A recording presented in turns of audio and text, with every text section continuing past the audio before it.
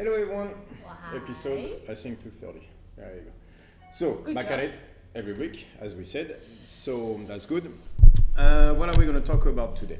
Today I want to talk about why your shoulder hurts on the bench press. One of the reasons your shoulder may hurt on the bench press. Why? Because it's not to get like a clickbait on YouTube.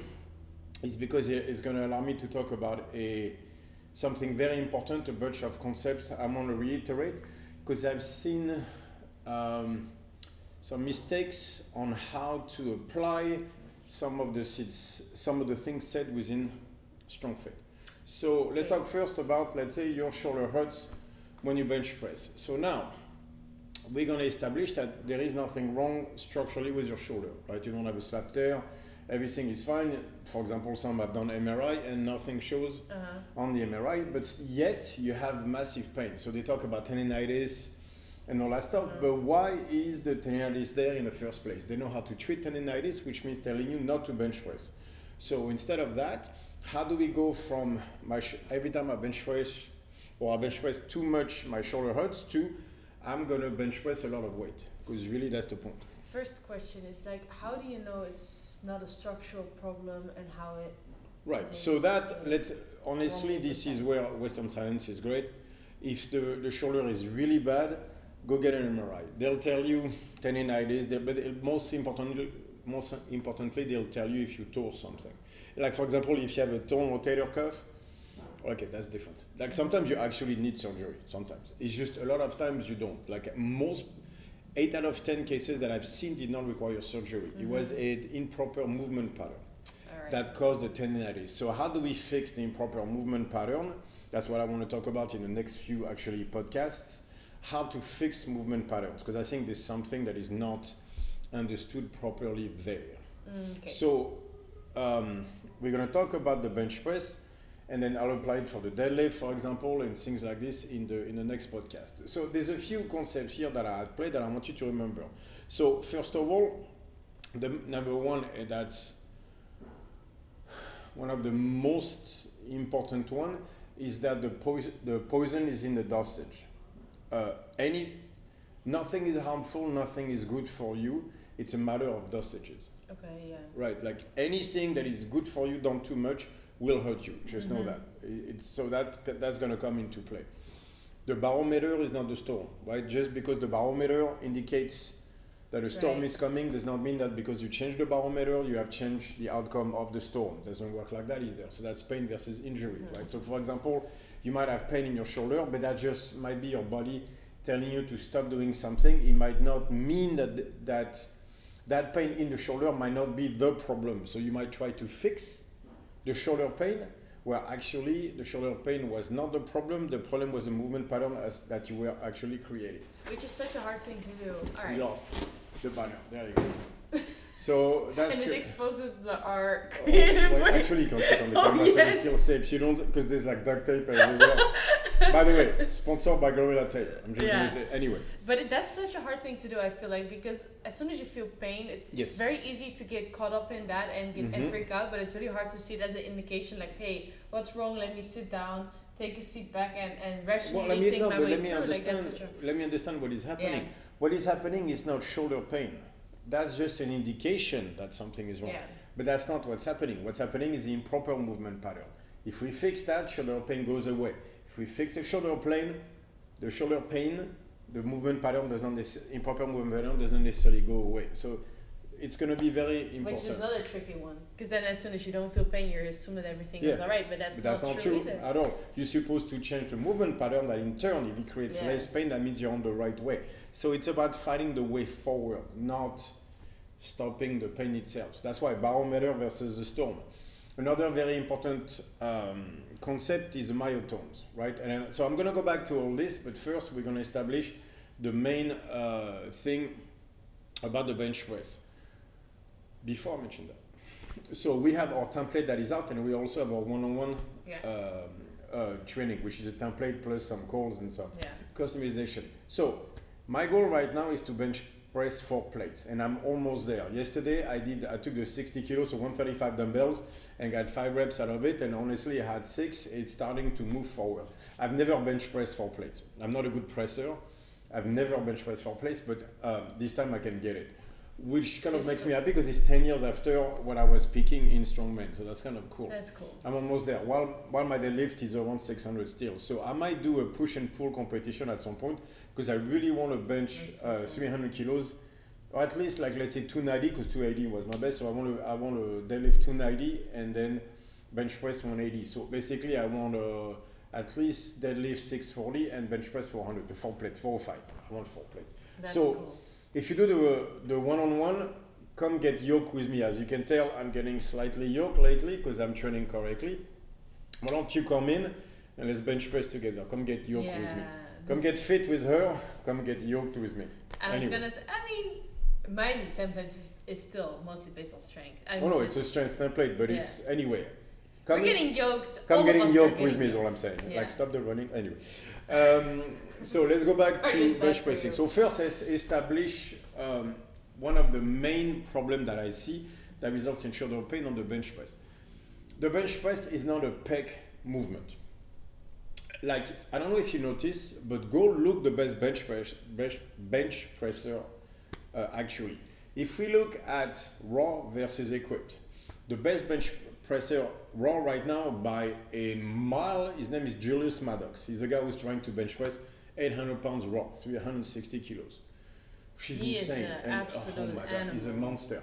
On the other side, equipped, you have a guy named Craig Holb, I think Holb. Anyway, the dude has bench press, obviously equipped, 1,400 pounds.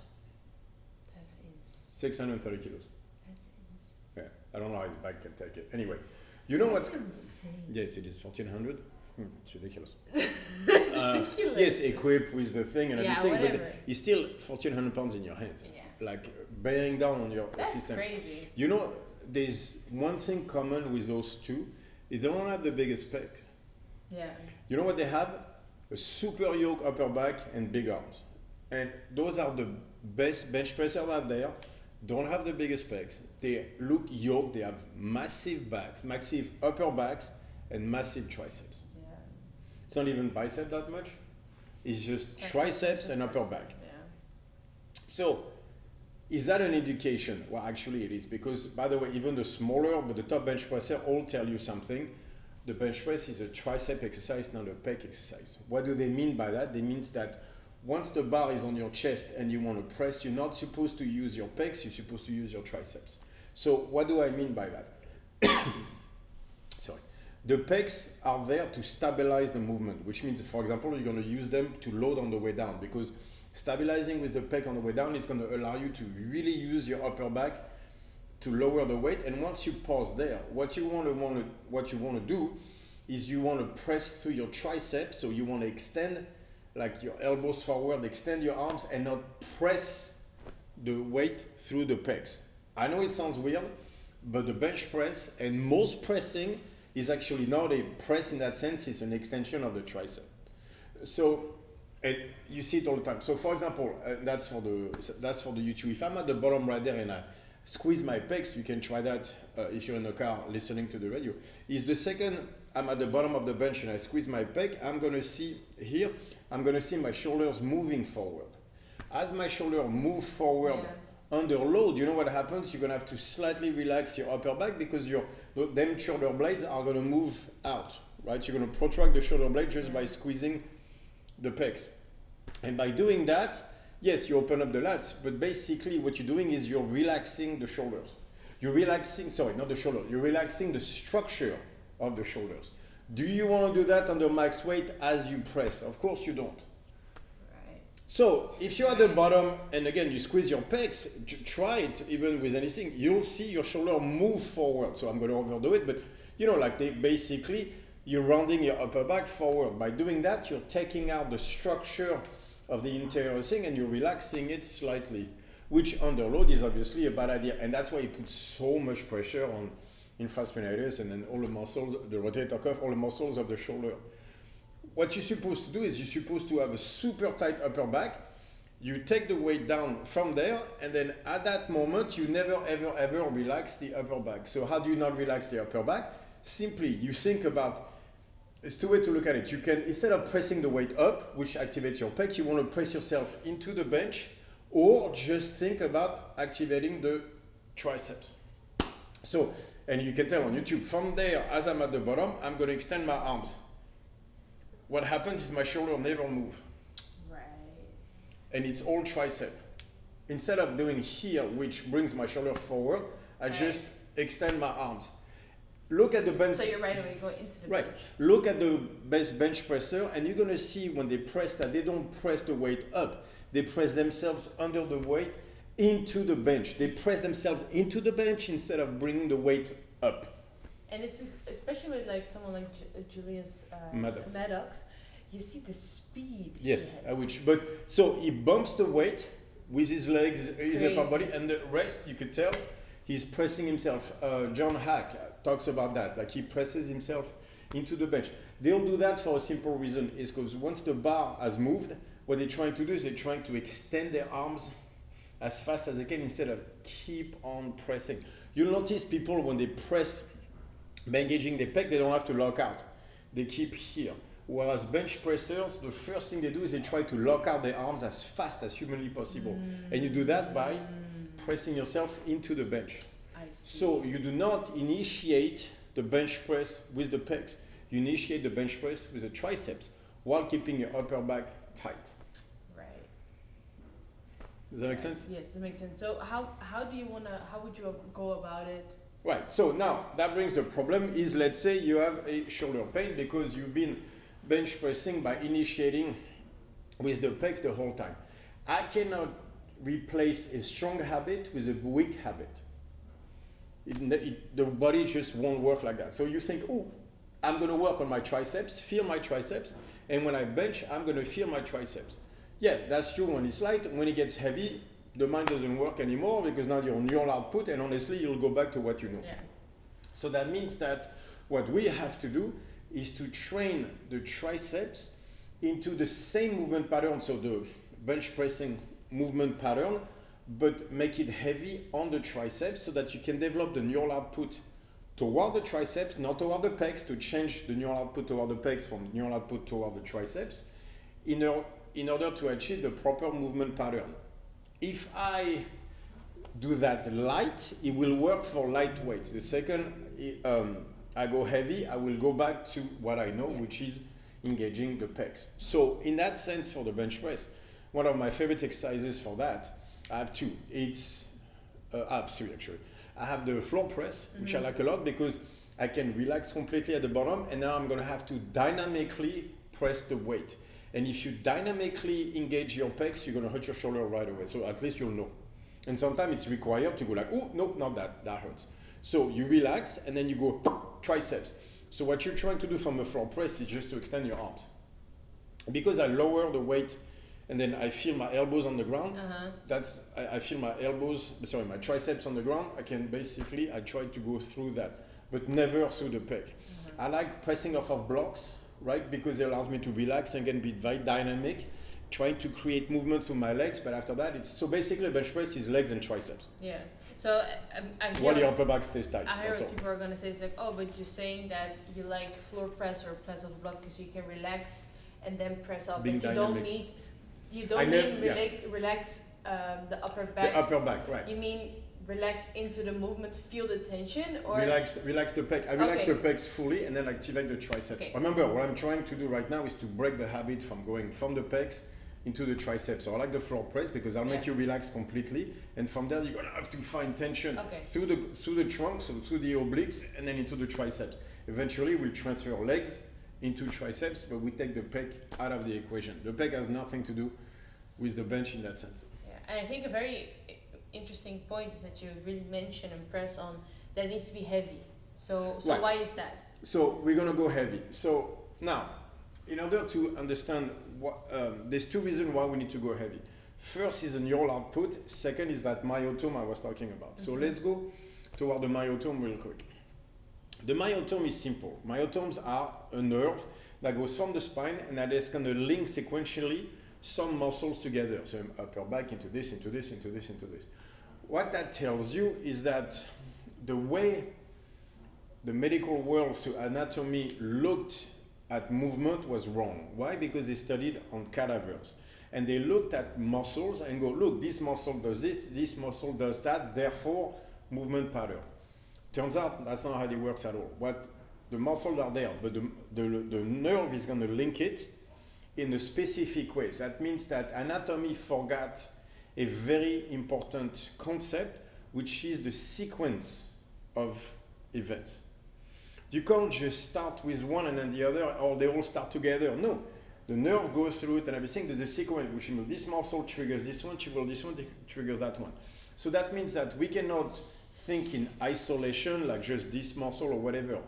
The simplest isolation we can ever do is a myotome idea, which means is this muscle into this muscle into this muscle. There is no such thing as isolating a muscle. You can only isolate a movement pattern. So some movement patterns are very, very, very simple, but yet there are movement patterns that involve a number of muscles. You can never isolate a muscle. It's the wrong way to think about it. So that means that if sequentially you are wrong, which means if you engage the wrong muscle at the wrong time, you're going to break the machine. Because it's not enough to have the right muscles engaging in an exercise, it has to be in the right sequence. It has to be in the right, like at the right time. Yeah, and then it's kind of like a chain idea, right? Right, okay. And that's what the poison is in the dosage. Like if you happen to use the wrong myotome for that movement pattern and stuff like that, you're in trouble. So why do I say go heavy even on assistance work or stay within the same pattern? The great Paul Anderson, you know, from the Anderson squat and the great squatter and Olympic weightlifter and everything, had that idea. He had 3 books that I really advise you read, where he was talking about that assistance work for a movement pattern should be exactly as that movement pattern. So on the bench press, what he liked to do, he liked to grab, to do the one arm press with dumbbell while grabbing the something. So he would stabilize himself, grab a dumbbell and do one arm bench press with it, because he wanted to strengthen the movement pattern within that sequence. Which stays within the myotomes. Myotomes idea is just a fancy way to explain what the old school dudes always knew. So he didn't work the pec with scale, he didn't do any of that. He took heavy weights and then followed the same movement pattern that needed to be applied on that exercise. Okay, so to work on the squat, he did the Anderson squat. He just overloaded, but in the same pattern. So assistance work should follow the pattern that toward the movement you're trying to get better at. And that is, if you do that and you have a variety of movements, you will be still very balanced out because you do all types, different types of movements. So you can't do just, for example, if you just bench press, it's not going to be enough. You're going to have to build your upper back, you're going to have to, so we can't just build your triceps. We're going to have to build the upper back, we're going to have to do stuff like that. But if you, so now, let's go, before we go into, let's not activate the pecs with bands and everything. Let's talk about why heavy.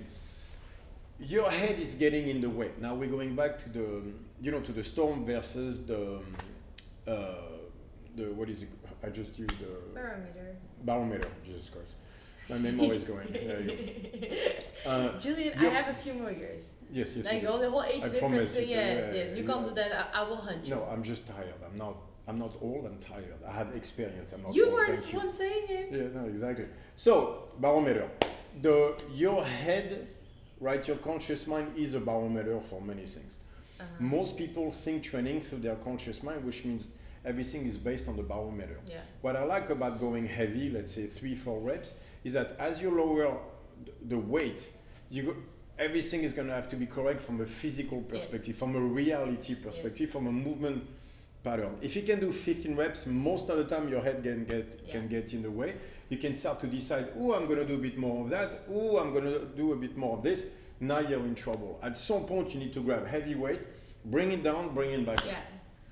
By the way, this is necessary anyway, because you need markers to show that what you're doing is working. So you need to go heavy. So that's why on the floor press, for example, yes, I want you to go to a max triple or max 4 reps, because if you were to be lighter than that, you'd be able to cheat. You'd be able to let your mind get in the way and say, I want to do that. No, you don't want anything. What you do is you want to control the weight on the way down, right? And if you control it correctly, you're going to see it's a lot of upper back, because if you don't put the upper back, it just falls. And then you're going to press through your triceps through that. And also one of again, to go back to why heavy, is also because as I develop the neural output toward that exercise, I replace the pec as a stronger habit with the triceps as a strong habit. You can't just activate your tricep and think it's going to carry over. It will not to heavy weight. It'll carry over to light weights, but not to heavy weights. So can you build strength with light weights? No, you cannot. At some point, it has to be heavy. At some point, it has to be heavy. Like this, it's just the way it is. So there's a bunch of concepts, as you understand, in all of this. But the main point that I want you to take out of all this is the sequencing stuff. Do you need your pecs on the bench? Yes, to stabilize, to lower the weight, to control, to stay under tension. After that, upper back is going to be the structure of the bench press that you're pressing against. And after that, it's all triceps. So think S pyramid, right? Your structure is your upper back. Your stabilizations are the pec. The strength comes from the tricep extending. So that's the top of the pyramid is the triceps. If you do not have strong triceps, you will not be able to bench a lot of weight. That's just the way it is, because it's just not going to move. But you still need to be able to take it down, and you still need to be able to stabilize it, obviously. Now, the problem there comes is that most people have associated bench press with building their pecs. I'm on a big chest, I'm going to bench press. Well, you're going to be yoked because you're going to have a massive upper back, which gives that impression of a very barrel chest type of things. But that's as much to do with your lats as it is your pec. No, the bench press is not the exercise to develop your pecs. Like doing incline dumbbells, there's a bunch of stuff that can develop. Yeah, but the bench press is not that. Especially if you want to bench a lot of weight, right? You want it to be an upper back and arm exercise, namely tricep. Develop stronger tricep. So if you're in the functional fitness, that means yes, getting yoked is great, but we also have to transfer it toward functionality, functional fitness. Always. You want to press more weight, stronger tricep. But it's not enough to just develop the triceps and do stuff. You have to initiate the movement with the tricep and stay away from initiating with the pec. I'm talking about that because of all the emotional mapping and all that stuff. Because this was misunderstood when it comes to Strongfit is, remember when I talked about the pecs, right? I talked about the pecs because all the CrossFitters were doing snatches and raising their shoulders, and they call that active traps. They were all shrugging and holding the snatch on top while shrugging. My point was at the time is you cannot stabilize a weight overhead by using the traps. You need to have that lower trap, not the high trap, the lower trap, and the pecs engaged to stabilize properly. So that's why I started to say you need to find your pecs in order to stabilize overhead. I never said find your pecs to bench press more. You know what I mean? Strongfit was always about finding balance. Always. I was compensating for certain things in CrossFit because, as I said in that podcast, it was a huge base of who I was training were CrossFitters. So I was like, you need to find your pecs, you need to find your pecs. Because CrossFit was all in the sagittal plane and they never trained their chest, their pecs. So obviously it led to massive injuries. So I don't know if you guys remember, but there was one regionals where everybody tore their pecs. They were doing dips really fast. Oh, yeah. And so what happened is with the ring dips is you have to stabilize with your pecs a lot. And so once they were there, because they had to go fast, instead of activating their tricep, starting the dip with the tricep, they were using their pecs to move faster because they were using them on the way down. And then the pec is engaged to go up because of the stabilization of the rings. They initiated the movement with the pecs. I see. And they all tore. Yeah. You guys, I remember we're talking like, I can't remember the date, but this was like, I don't know, 5-6 years ago. I have a thing on that. And before that, I had put in that Invictus template to do dumbbell decline because I'm like, you need to know to engage the pecs correctly. I didn't mean initiate with the pecs. That's why I like the dumbbell so much on a decline, because on the way down, it made you stabilize the weight with your pecs. But after that, because of the stabilization, you extended with the triceps. Yes. So, but they never learned to do that. So they got into the ring dips, they had to stabilize, they engaged with the pecs, and everybody tore. The old big guys tore.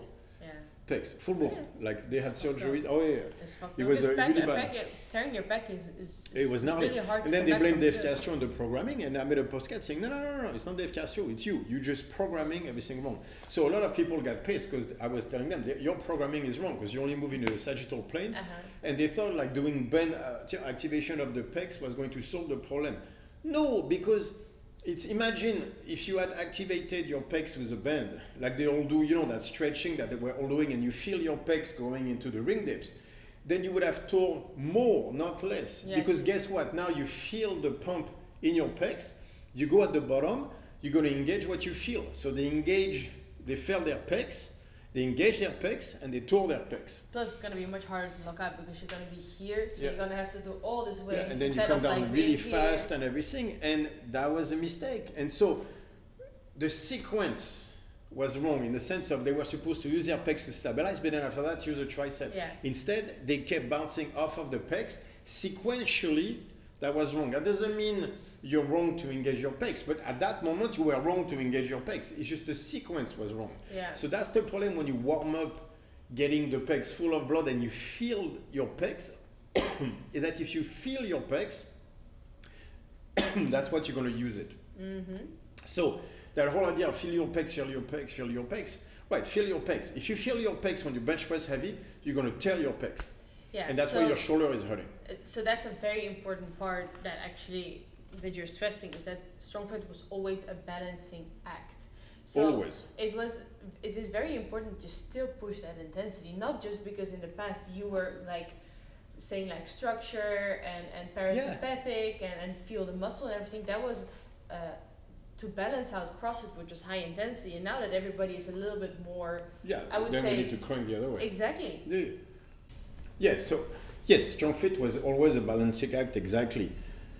The poison is in the dorsage. So you end up always snatching, always shrugging, because that was taught early on in CrossFit, what I call hyperactive traps. You just like shrug, shrug, shrug. So you never engage the low trap, you never engage your pecs, that becomes a problem. Mm-hmm. So obviously I want you to turn the pecs on. That's very important. But it depends where. Like for example, when you catch a snatch and everything, I got news for you. You can't use that to lift on a snatch because your pecs don't work that way. But on the bench, you surely can. Mm-hmm. So as people try to feel their pecs, it became all about feeling your pecs all the time. And at the bottom of the bench, you use your pecs. What makes you think that's correct? So there's also the second problem is people want everything to be a 0 or a 1. Oh, feel your pecs, therefore feel your pecs all the time on the bench. Okay. Then the bench is a pec movement. No, that's not true. The bench is a movement pattern. It doesn't care either way. It has to be done a specific way. Look at the best bench presser. They all tell you it's a tricep exercise. All right, so take that as a hint. Will you feel your pecs on the bench? Yes, you will. But that's not the prime mover. That's just a stabilizer. Yeah. Upper back, triceps. At the end, that's what you see with the bench presser. So, by the way, that works for overhead press as well. It's all about triceps and upper back. Look at Olympic weightlifters. Look at Klokov. Yeah. It's basically all upper back, all triceps. Do that. Strong triceps. Jesus Christ. Anyway. I really like the overhead yoke carry as well to develop overhead. Right. So the overhead yoke carry, what does he do? He locks your upper back like crazy because if everything is not correctly tight on an overhead yoke carry, it's not happening, while the triceps are locked and working really hard. So it's tricep into upper back. Yeah. Exactly what I want you to build. You cannot shrug because then you lose it. Exactly. So the overhead yoke carry is the best exercise. Love it. That there is in order to strengthen the shoulder. Yeah. How many of you fix the shoulder pain with the overhead yoke carry, or at least improve your overhead press because you're engaging the pec, but the point is stronger upper back, stronger triceps, and linking it together. I think that's the part about the overhead yoke carry that I thought was so helpful, is that it's the movement pattern. It's a movement pattern. Exactly. You don't have to think on an overhead. Yes. This is why I remember the lowest, right? So now I'm putting the A for abstract into the waist, which honestly I should have put from the beginning because it works for everybody. I just hadn't thought of it at the time. But the idea of a overhead yoke carry is the low abstract nature of the movement. You just holding the weight, getting under, walking it. There's no thinking. You just stabilize the fucking thing and keep moving forward. So it's doing the work for you. And so it's very heavy, which means you cannot think. Yeah. The second you start to think, chances are you're going to be wrong. I got news for you because the body is far more complex than you are. So this is the problem when now we're pushing people toward, feeling certain muscles or using those muscles and everything. I'm like, yeah, that's great. But are you sure that's the muscle you're going to want to engage at full? Because if you're wrong, then you're going to hurt yourself. And here what I wonder with that, right, feeling a muscle is like, when is it enough? Like, when do we know that's the problem too. What is good and what is not good?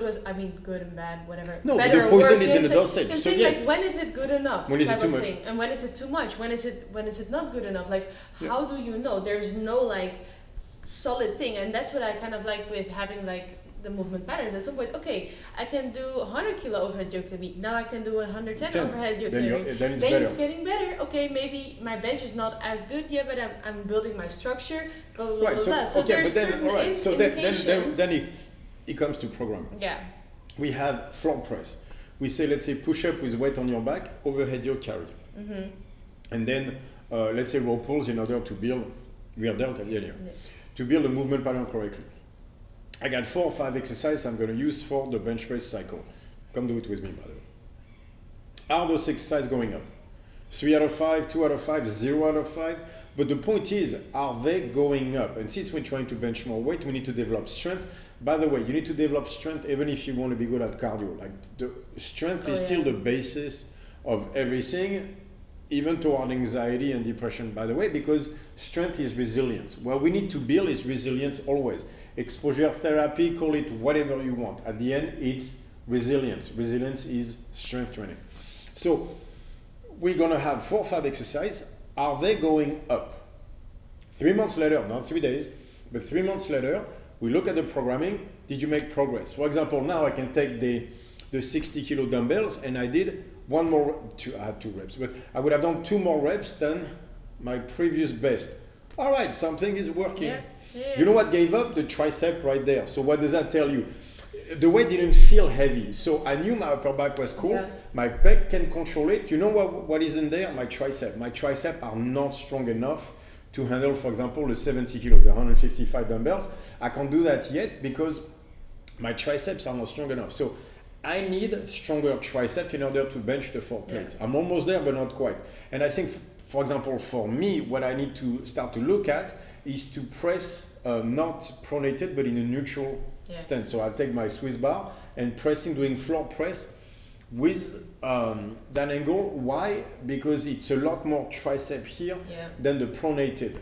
I'm okay with the pronated. What I like is the triceps because I'm not a good presser naturally and I never had big arms. I have a barrel chest but no arms. So I need to work, I need more triceps. Yeah, same for me. I need bigger and stronger triceps. So do I want to do bodybuilding? It doesn't do shit for me. What I need is I'm going to press neutral and develop them triceps. Yeah. When my triceps go up, my bench will go up. Yeah. How do I know that? Because my floor press with a neutral bar, with a Swiss bar will go up, my floor press goes up, my block press goes up, my push-up, those go up. I know my bench press is going to go up. I just have to transfer that strength into a technique cycle. So there's a way to do this. But at the end, it comes down to good habits, good movement patterns. Yeah. And again, you cannot replace a strong habit with a weaker habit. So that means that if you have shoulder pain on the bench, because you're engaging your pecs first, which is the mistake a lot of people do, we're going to have to find a way to transfer that to a tricep first. So there are ways to do this, but the point of the podcast was like,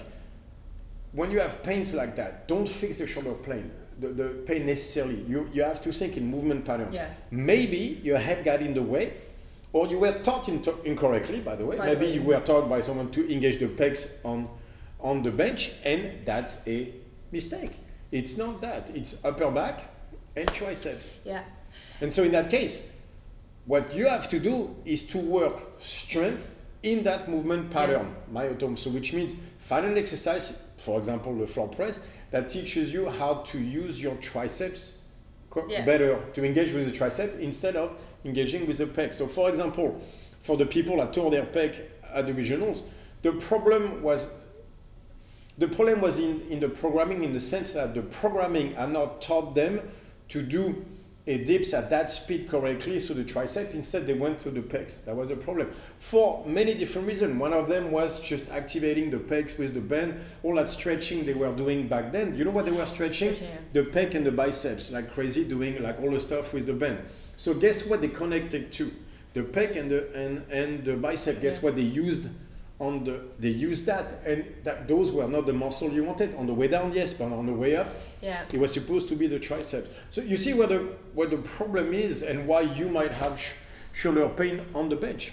Yeah, and I think also like about the set movements is that if they are not going up after a certain amount of weeks, that's great, because then you go like, okay, why is it not getting better? What am I doing wrong? Do I need to make a simpler exercise because I'm not like ready for this exercise? So how can I decompose whatever? So you need to have some type of like ground. Yeah, so you're gonna have to find the right exercise, but that's part of the problem. Anyway, and then also I think that pain as an indicator. That's also why you can't stretch or do massages all the time. Like even if you have pain, like don't go to the physio and massage and release the pain. Like that's something that I've really learned from in my track days. Is where I had there's so, oh my god, like that's how I fucked myself up big time. When I would just keep dry needling it and keep releasing a pain. If you take the pain away, you're just gonna keep doing the movement incorrectly. The pain is there to teach you to do the movement correctly. Nature did not invent pain just to torture you. The pain is there to tell you the storm is coming, as in a major injury. And that's why it increases, because it's a signal going, hey, louder and louder, because you're doing it incorrectly. So instead of making the pain go away by dry needling or whatever, change the movement pattern. But don't quit benching either. Yeah, no, exactly. You have to stay within it. Fix it. Stay within it and find a solution. Fix it. But the solution is not... the musculos are there. The solution... I'm not paranoid, right? Yeah, well, we're in somewhere in Brazil. The solution is not a 0 or 1. It's not find your pecs or even just find the triceps. It's not going to be that simple, because you're going to have to find your upper back on the way down. The pecs are going to stabilize. You have to use your legs. Your core has to be there. And then the triceps finish the movement. That was the point of the S pyramid. It's never that simple.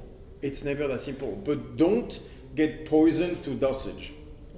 Is my point. Like, be careful when you let your head drive you, because it has a tendency to be objective based, and objective based is a conversion system that always ends up in a place where a very binary place, or 0 or 1. Oh, just find your pecs. Got it. If you have a shoulder pain on the bench, it might not be that just finding your pecs will solve the problem. On the contrary, it might be actually what you're doing. I have some clients where I'm trying to turn them away from finding a muscle now, because that's all they find is that muscle. And we're going to go over that on the deadlift. On the deadlift next week, is do you really want to lift 600 pounds to your hammies? I don't think so. But anyway, that's for next week. But that's a little bit the same thing. It's like, find your hammies. That's not the only thing you want to find. It's the same thing with the pecs. Yes, you want to find your pec, but in everything is sequence, right? So you have to find the pecs in the right sequence. So no, it's not that simple. And just finding, yes, I'm sorry, and just finding your pecs can set you up for as many failures as not finding your pecs, turns out. Because if you find your pecs at the wrong time, you're going to get hurt. If you don't find your pecs at the wrong time, you're going to get hurt. Yes. It's complex. The human body is complex, and it turns out, and by the way, that also works for with Strongfit. It turns out a lot of the concepts were very simple until you have to apply them. And that's why it is so fun to apply them. Now, isn't it? Yes, exactly. Because it's so easy to learn swim on a table. Right. Yeah, exactly. You can't learn to swim on a table. Nope. I mean, you can, but then when you get in the water, suddenly you go, well, actually, it's not working. So, by the way, don't blame the Strongfit principles. It's you. But but the key is you can learn to swim on a table a little bit, but at some point you got to jump in the water and see if it works. And again, the point is to swim faster. Like, even if it's like, Greg Glassman said it. Oh man. Go practice sports on the weekend. Yeah. Because there have to be markers. There has to be markers that show you that you're doing better. And to me, strength is a great one. And you're getting yoked and you're getting more. Strength is great overall. I mean, if you're getting better than jacked. cardio, I can tell you that. But at least it's a marker to show that you're doing better. And honestly, I think it does the principles even more justice. Like going from sprinting to powerlifting. Oh my God, I applied them to sprinting, and like going into powerlifting, there's a whole different dimension. Like whatever sport you're doing, it's so interesting to apply them to this sport and even do another sport and whatever what's it is. easy with powerlifting is you have the bench, the squat, yeah. the deadlift. You can see right away Where if the number goes up. Some numbers will get stuck, but is your training going overall? Now we're going into coaching and programming, and that's past this podcast.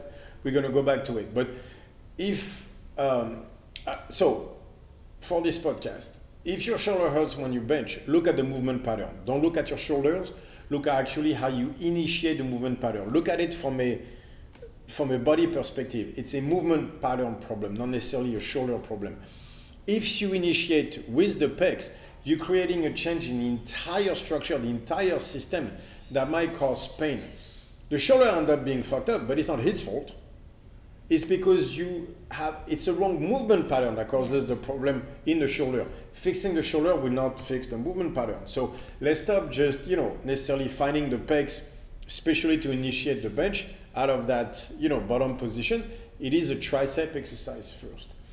Everything is balanced. So we'll talk some more, I want to talk about the deadlift on the next one. But those are the concepts I want to talk about, because I think sometimes they started to take Strongfit as its own thing and separate it from the context it grew within, which was at the time CrossFit. So it's very important not to confuse the two, not to take some of the stuff that I say out of context and try to implement them in that sense. When I talked about finding the pecs for CrossFitter because of over-reliance on the sagittal plane and for the snatching and all of that, you cannot take that verbatim into the bench. Doesn't work like that. Turns out you need to fuck shit up, you need heavy weights. Yeah, you do. And you need to make it work. You need to make sure that the weights are going up, that you're still getting stronger. So finding your pecs, finding this muscle, finding that muscle, and not going heavy anymore, not going through intensity, will lead you to a place where you will feel lost because nothing will matter anymore. It's like the multiverse in Marvel. At some point, you don't relate to anything anymore because nothing matters. Yeah. So if you just find your pecs or find the biceps or whatever, and that's all you do, you will be lost at some point, because what does success look like in that system? Feeling your pecs. How much can you feel your pecs?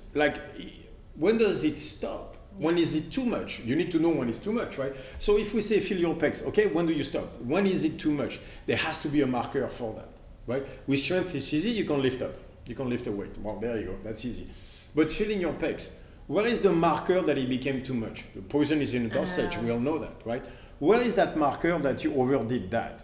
And at some point, because where do you find intensity? Just in the feeling? Ooh, that's dangerous. By the way, that has been shown in neuroscience to lead to depression very often, because you rely on interoception too much, and that's the road to depression. That's a known fact. So there are many issues there that we're going to cover over the next few weeks, but that's for the next podcast. I think the last part you're saying is...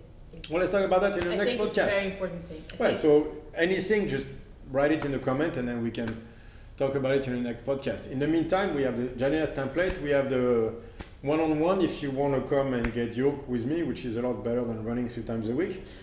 Dude, why do you have to make this into a competition? I'm just saying, honey, it's not a competition.